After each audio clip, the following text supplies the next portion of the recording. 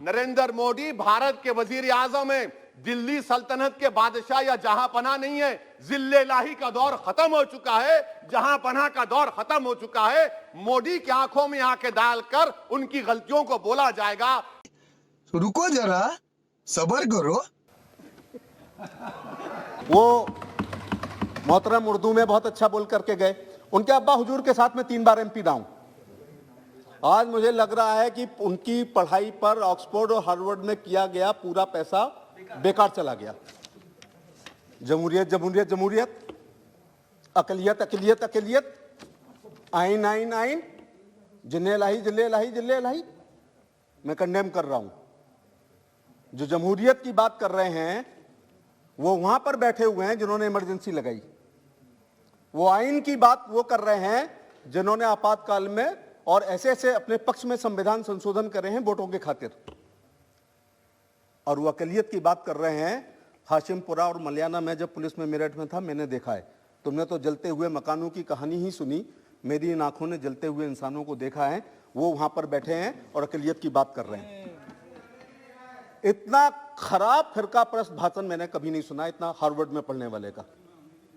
हिंदू और मुस्लिम के एहसासात को मत छेड़िए, दफन है जो बात उस बात को मत छेड़िए। गलतियां बाबर की थी, जुम्मन का घर फिर क्यों जले। ऐसे नाजुक वक्त में हालात को मत छेड़िए, और छेड़ना है तो छेड़िए मिलजुल कर एक जंग गरीबी के खिलाफ। दोस्त मेरे, मजहबी नगमात को मत छोड़िए।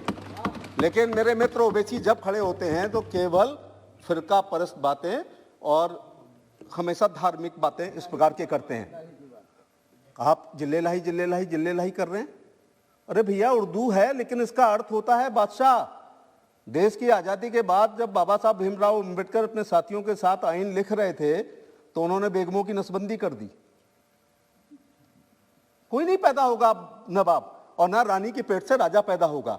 अब बैलेट बक्से से गरीब जनता अपने सेवक को चुनेंगे, और जिसको आप जिले लाई कह रहे हैं वो अपने को प्रमुख सेवक कहता है और वो अपने को चौकीदार कहता है।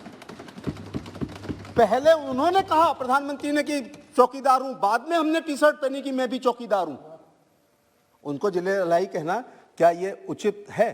इसलिए कई बार ओवैसी भाई तुम्हारे भाषण को लगते अच्छा था कि परिंदा और पक्षी भी अच्छे होते हैं, क्योंकि परिंदे कभी फिरका परस्त नहीं होते। कभी मंदिर पे जा बैठे, कभी मस्जिद पे जा बैठे, और तुम केवल मस्जिद पे ही जाके बैठते हो, कभी मंदिरों की तरफ। ये परिंदा कभी बैठता भी नहीं है और देखता भी नहीं है। 21 में 24 का खौफ नजर आ रहा है। 21 में 24 का खौफ नजर आ रहा है। तमाम चेहरों पर खौफ जारी है। एक चिराग अंधेरों पर कितना भारी है।